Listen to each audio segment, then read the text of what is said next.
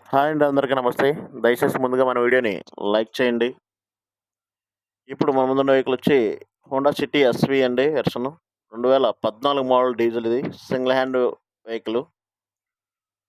Showroom maintenance అండి, non accidental vehicle.